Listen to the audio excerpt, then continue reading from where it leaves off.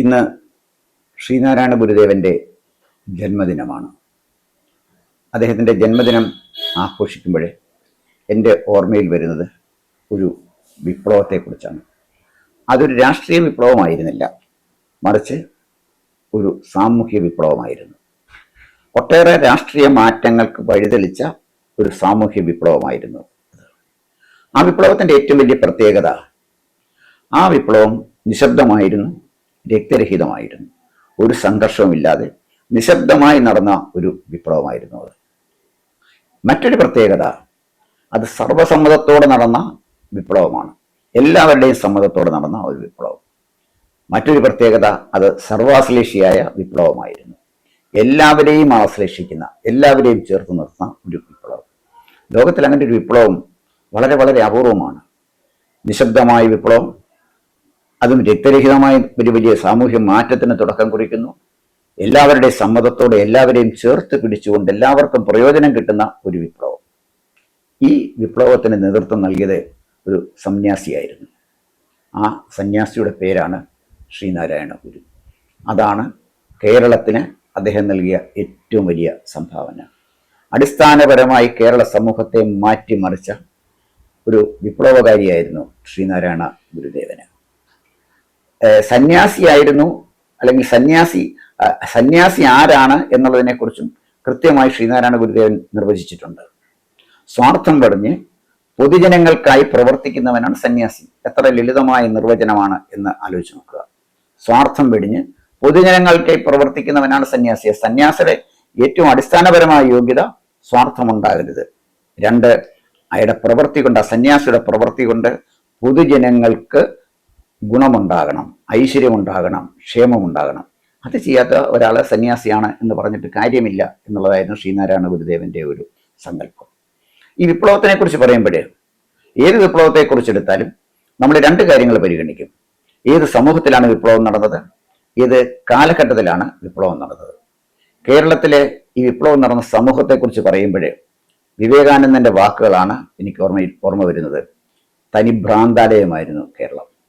അന്ധവിശ്വാസങ്ങളും അനാചാരങ്ങളും ജാതി വ്യവസ്ഥയും, ഓരോ ജാതിയിലും നൂറുകണക്കിന് ഉപജാതികൾ, ഇവരൊക്കെ പരസ്പരം സംഘർഷത്തിൽ ഏർപ്പെട്ടിരുന്നു.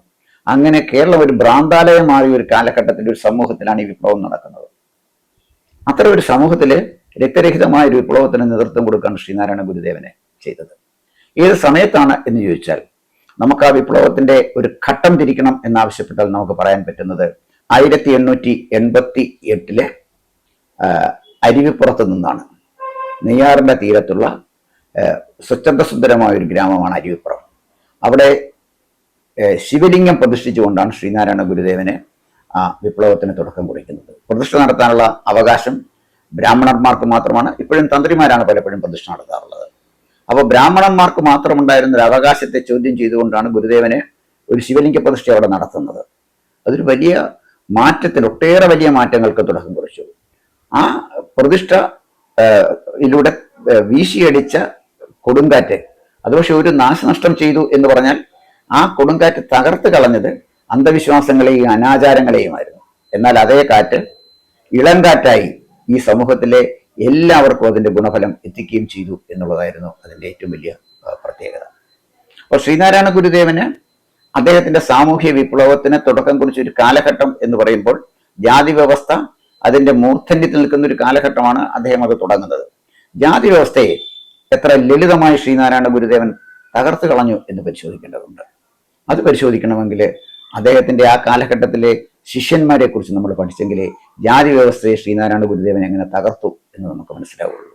ഗുരുദേവന്റെ പ്രഥമ ശിഷ്യന് ശിവലിംഗദാസ സ്വാമികളായിരുന്നു.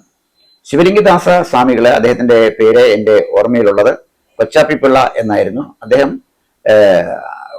അവിടെ നെയ്യാറിലടുത്തുള്ള ഈ അരുവിപ്പുറം എന്ന ഗ്രാമത്തിലുള്ള ഒരു നായർ കുടുംബത്തിൽപ്പെട്ട ആളായിരുന്നു കൊച്ചാപ്പിപ്പിള്ള. അദ്ദേഹമായിരുന്നു പ്രഥമ ശിഷ്യൻ, ശ്രീനാരായണ ഗുരുദേവന്റെ പ്രഥമ ശിഷ്യന്. അതുപോലെ തന്നെ ശ്രീനാരായണ ഗുരുദേവൻ പവർ ഓഫ് അറ്റോർണി കൊടുത്ത ഒരു ശിഷ്യനുണ്ട്, അദ്ദേഹത്തിന്റെ ഏറ്റവും പ്രിയപ്പെട്ട ശിഷ്യൻ. ആ ശിഷ്യൻ അദ്ദേഹം ജീവിച്ചിരുന്ന കാലഘട്ടത്തിൽ തന്നെ സമാധിയാകുകയും ചെയ്തു. അദ്ദേഹത്തിന്റെ പേര് സ്വാമി സത്യവ്രതൻ എന്നാണ്. സ്വാമി സത്യവ്രതന് ചങ്ങനാശ്ശേരിക്കാരൻ അയ്യപ്പൻപിള്ള എന്നായിരുന്നു അദ്ദേഹത്തിന്റെ പേര്.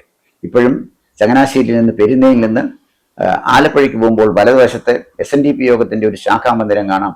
സ്വാമി സത്യവ്രതൻ സ്മാരക ശാഖാമന്ദിരം നമുക്ക് അവിടെ കാണാൻ പറ്റും. അദ്ദേഹത്തിന്റെ പേര് അയ്യപ്പൻപിള്ള എന്നായിരുന്നു. അതുപോലെ തന്നെ ശ്രീനാരായണ ധർമ്മസംഘത്തിന്റെ നിയമാവലി തയ്യാറാക്കിയ ആള്, അദ്ദേഹത്തിന്റെ പേര് സി പരമേശ്വരൻ പിള്ള എന്നായിരുന്നു. C Parameswaran Pillai BA LLB അതായിരുന്നു അദ്ദേഹം അറിയപ്പെട്ടിരുന്നത്. അദ്ദേഹം വടക്കഞ്ചേരിക്കാരനായിരുന്നു. മദ്രാസ് ലോ കോളേജിൽ നിന്നും ഉന്നതമായ നിലയിൽ നിയമബിരുദം കരസ്ഥമാക്കിയ ആളായിരുന്നു ഈ സി പരമേശ്വരൻ പിള്ള. സി പരമേശ്വരൻ പിള്ളയെ തീർത്ഥമാതർ എന്ന പേരിൽ ശ്രീനാരായണ ഗുരുദേവൻ അദ്ദേഹത്തിന്റെ ശിഷ്യനായി സ്വീകരിച്ചു. ശിവഗിരി മഠത്തിന്റെ മാനേജരായിരുന്നു ശ്രീ പരമേശ്വരൻ പിള്ള എന്ന് പറയുമ്പോൾ ഇന്നത്തെ ഒരു തലമുറയ്ക്ക് ഒരുപക്ഷെ അത് വിശ്വസിക്കാൻ തന്നെ പ്രയാസമായി വന്നേക്കാം. അദ്ദേഹത്തിന്റെ അവസാനത്തെ ശിഷ്യന്, അദ്ദേഹം വന്ന അവസാന ശിഷ്യത്വം സ്വീകരിച്ച ആള് ആനന്ദതീർത്ഥനായിരുന്നു. അദ്ദേഹം ഗൗഡ സാരസ്വത ബ്രാഹ്മണനായിരുന്നു. അതുപോലെ തന്നെ വളരെ പ്രധാനപ്പെട്ട, അദ്ദേഹം വളരെ പ്രാധാന്യം നൽകി ശിഷ്യനായി സ്വീകരിച്ച ഒരാളാണ് യൂറോപ്യനായ ഏണസ്റ്റ് കർക്ക്. ഏണസ്റ്റ് കർക്കിനെ അദ്ദേഹത്തിനെ ശിഷ്യനായി സ്വീകരിച്ചത് തന്നെ വളരെ കൗതുകരമായ ഒരു രീതിയിലാണ്. മറ്റു ശിഷ്യന്മാർക്കൊക്കെ ഒന്നുകിൽ കാവ്യവസ്ത്രം അല്ലെങ്കിൽ വെള്ളവസ്ത്രമൊക്കെ കൊടുത്ത് അദ്ദേഹം ശിഷ്യന്മാരാക്കിയപ്പോൾ ഏണസ്റ്റ് കർക്കിന് പാന്റും ഷർട്ടും കോട്ടും ടൈയും കൊടുത്താണ് സ്വീകരിച്ചത്. എന്ന് പറഞ്ഞാൽ ഏണസ്റ്റ് കർക്ക് ധരിക്കുന്ന വസ്ത്രമല്ല ഏണസ്റ്റ് കർക്കിനെ സന്യാസിയാക്കുന്നത്, ഒരു സന്യാസിയാകാനുള്ള മാനസിക നിലയിലാണ്, ആ നിലയിൽ എത്തിക്കഴിഞ്ഞു എന്നുള്ളതാണ് അതിന്റെ പ്രത്യേകത. ഏണസ്റ്റ് കർക്കിന് അദ്ദേഹം ഈ പാന്റ് ഷർട്ടും കോട്ടും ടൈയും ഒക്കെ കൊടുത്ത പേര് സ്വാമി ഏണസ്റ്റ് കർക്ക് എന്നാണ്. കാര്യമായ ഒരു മാറ്റവും വരുത്തിയില്ല.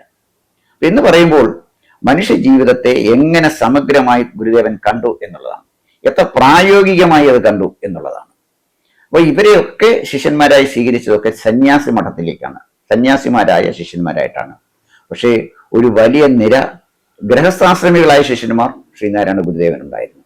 ആ കാലഘട്ടത്തിലെ കേരളത്തിന്റെ പൊതുജീവിതത്തിലെ ഉന്നതങ്ങളിൽ വിരാജിച്ചിരുന്ന, ഉന്നതങ്ങളിൽ തങ്ങളുടേതായ സ്ഥാനം ഉറപ്പിച്ചിരുന്ന, കരസ്ഥമാക്കിയിരുന്ന പ്രതിഭാധനന്മാരായ ഒട്ടേറെ ആളുകൾ ശ്രീനാരായണ ഗുരുദേവന്റെ ഗൃഹസ്ഥാശ്രമ ശിഷ്യന്മാരായിരുന്നു. അതിൽ വളരെ പ്രധാനപ്പെട്ട ഒരാൾ ഡോക്ടർ പൽപു ആയിരുന്നു. അദ്ദേഹമാണ് SNDP യോഗം സ്ഥാപിക്കുന്ന കാര്യത്തിൽ ഗുരുദേവനോടൊപ്പം നിന്നാള്. അതുപോലെ തന്നെ കേരള സാഹിത്യ രംഗത്ത് ഇന്നും മുടിചൂടാമന്നനായി നിൽക്കുന്ന കുമാരനാശാൻ, മഹാകവി കുമാരനാശാൻ, മഹാകാവ്യം എഴുതാതെ മഹാകവിയായ മഹാകവി കുമാരനാശാൻ. അതുപോലെ തന്നെ മൂലൂർ, സാഹിത്യകാരനായ മൂലൂർ. 3 ജഡ്ജിമാർ ശ്രീനാരായണ ഗുരുദേവന്റെ ശിഷ്യന്മാരായിട്ടുണ്ടായിരുന്നു.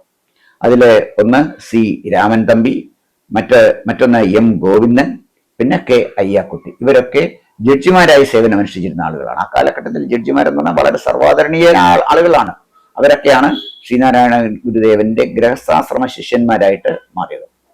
അതിലെ പ്രമുഖനായ ഒരാളായിരുന്നു, അദ്ദേഹത്തിന്റെ ശിഷ്യന്മാരിലെ പ്രമുഖനായ ഒരാളായിരുന്നു ചങ്ങനാശ്ശേരി പരമേശ്വരൻ പിള്ള. അന്ന് കേരളത്തിൽ നടന്ന ഒട്ടേറെ മാറ്റങ്ങൾക്ക്, സാമൂഹ്യ മാറ്റങ്ങൾക്ക് നേതൃത്വം കൊടുക്കുകയും തുടക്കം കുറിക്കുകയും ചെയ്ത ആളാണ് ചങ്ങനാശ്ശേരി പരമേശ്വരൻ പിള്ള. നായർ സർവീസ് സൊസൈറ്റിയുടെ സ്ഥാപകരിൽ ഒരാളാണ് അദ്ദേഹം ചങ്ങനാശ്ശേരി പരമേശ്വരൻ പിള്ള. അതുപോലെ തന്നെ മൂർക്കോത്ത് കുമാരൻ, മലബാറിലേക്ക് പോയ C കൃഷ്ണൻ വക്കീൽ. അങ്ങനെ നമ്മൾ നോക്കുമ്പോഴേ കേരളത്തിന്റെ ഒരറ്റം തൊട്ട് മറ്റേ അറ്റം വരെയുള്ള ഭാഗത്ത് ആ കാലഘട്ടത്തിൽ ജീവിച്ചിരുന്ന പ്രമുഖരും പ്രഗത്ഭരും സർഗധനന്മാരുമായിരുന്ന ആളുകളൊക്കെ ഗുരുദേവന്റെ ശിഷ്യന്മാരായിരുന്നു. ഗുരുദേവന്റെ അനിതര സാധാരണമായ വ്യക്തിത്വത്തിലേക്ക് ആകർഷിക്കപ്പെട്ട് അദ്ദേഹത്തിനെ ഗുരുതുല്യം ആദരിക്കുകയും സ്നേഹിക്കുകയും അനുസരിക്കുകയും ചെയ്ത ആളുകളായിരുന്നു ഇവരൊക്കെ എന്നുള്ളത് ഇന്ന് നമ്മൾ തിരിഞ്ഞു നോക്കുമ്പോൾ അത്ഭുതത്തോടു കൂടി മാത്രമേ നമുക്ക് കാണാൻ കഴിയുള്ളൂ. ഇവിടെ ഈ അദ്ദേഹത്തിന്റെ അനുസ്മരണം അവസാനിപ്പിക്കുമ്പോൾ 2 പേരെ കുറിച്ച് ഓർക്കാതിരിക്കാൻ കഴിയില്ല. ഗുരുദേവ കൃതികൾ വ്യാഖ്യാനിച്ച ഡോക്ടർ MH ശാസ്ത്രികൾ, അതുപോലെ തന്നെ പ്രൊഫസർ G ബാലകൃഷ്ണൻ നായർ. ഗുരുദേവന്റെ കൃതികളുടെ ആഴവും പരപ്പവും സാധാരണക്കാരനൊരാൾക്ക് പെട്ടെന്ന് ഉൾക്കൊള്ളാൻ കഴിയുന്നതല്ല. അദ്ദേഹം എഴുതിയ ഓരോ വാക്കിനും വളരെ വ്യാപകമായ അർത്ഥമുണ്ട്. അത് വ്യാഖ്യാനിച്ച് വളരെ ലളിതമായി അത് ജനങ്ങളിൽ എത്തിക്കുവാൻ ഒരുപാട് ബുദ്ധിമുട്ടിയ ഈ 2 പേരാണ് MH ശാസ്ത്രികളും അതുപോലെ തന്നെ പ്രൊഫസർ ബാലകൃഷ്ണൻ നായരും. അങ്ങനെ നമ്മൾ നോക്കുമ്പോൾ കേരള സമൂഹത്തിൽ ഇന്നും സ്വാധീനം ചെലുത്തുന്ന ഒരു സന്യാസി, ഒരു വിപ്ലവകാരി, ഇന്നും കേരളത്തിന് മാർഗദീപമായി നിൽക്കുന്ന ആളാണ് ശ്രീനാരായണ ഗുരുദേവന്. ജാതിഭേദം, മതദ്വേഷം ഏതുമില്ലാതെ സർവരും സോദരത്തേനെ വാഴുന്ന ഒരു കേരളമാണ് ശ്രീനാരായണ ഗുരുദേവൻ സ്വപ്നം കണ്ടത്. പുതുതലമുറയ്ക്ക് ജാതിയുടെയും മതത്തിന്റെയും പേരിൽ വല്ലാതെ വർഗീയമായി ധ്രുവീകരിക്കപ്പെട്ട സമകാലിക സമൂഹത്തിന് ഒരു ദൗത്യമേ ഉള്ളൂ: ശ്രീനാരായണ ഗുരുദേവൻ സ്വപ്നം കണ്ട കേരളം തകർത്ത് കളയരുത്. അക്കാര്യത്തിൽ ഒന്നിച്ചു നീങ്ങുവാൻ കേരളീയർക്ക് കഴിയണം എന്നുള്ളതാണ് ഈ ശ്രീനാരായണ ഗുരുദേവന്റെ ജന്മദിനത്തിൽ എനിക്ക് ഓർമ്മിപ്പിക്കുവാനുള്ളത്. കൂടുതൽ വാർത്തകളും വിശേഷങ്ങളും നേരിട്ട് ലഭിക്കാൻ ജനങ്ങളിൽ നിന്ന് ജനങ്ങളിലേക്ക് ജനഭൂമി ന്യൂസ് സബ്സ്ക്രൈബ് ചെയ്യൂ. ബെൽ ബട്ടൺ അമർത്താനും മറക്കരുത്.